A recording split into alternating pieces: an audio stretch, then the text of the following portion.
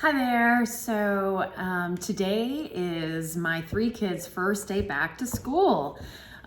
We are doing hybrid, so we're doing remote learning 2 days a week or 3 days a week, and then 2 days a week in person. So, in honor of finally quarantine breaking a little bit, I wanted to just spend a couple of minutes talking to you all about what I have found works really well for remote work and sometimes for remote learning.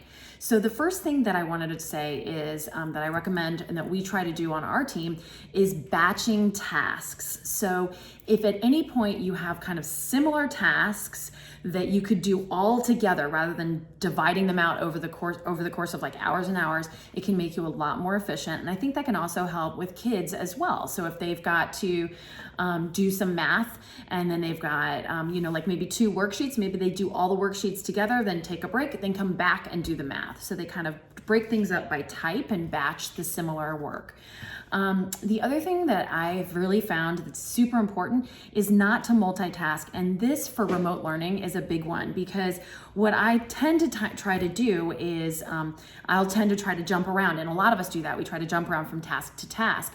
But what you need to try to do instead is say, okay, look, I'm going to carve out an hour and a half in the middle of my day, maybe around lunch, maybe right after lunch, maybe right before, where I'm actually going to sit down with one of my kids and give them my full attention to knock out three things all at once in one time period.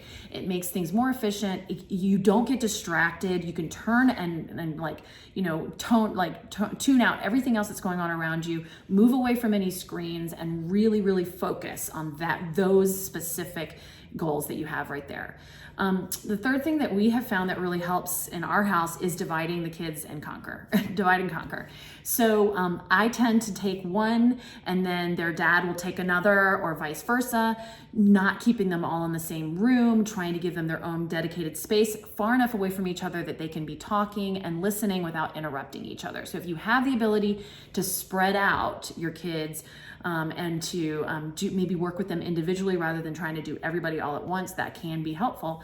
And the last thing that I say all the time to my team here at FI Grow is progress over perfection. Like, this is such a crazy time, and just give yourself props for whatever you're able to get done. And do the same thing for your kids as well. They're not going to get it all right. It's not all going to be perfect the first time. If you're 75% of the way done, have them move it forward. Same thing with projects as with studying at home. So I hope everybody's day goes well. It's first day of school, and at least for us here in Pittsburgh. And feel free to comment below with any of your own work at home or remote learning tips below, because I'm always looking for more advice. Thanks.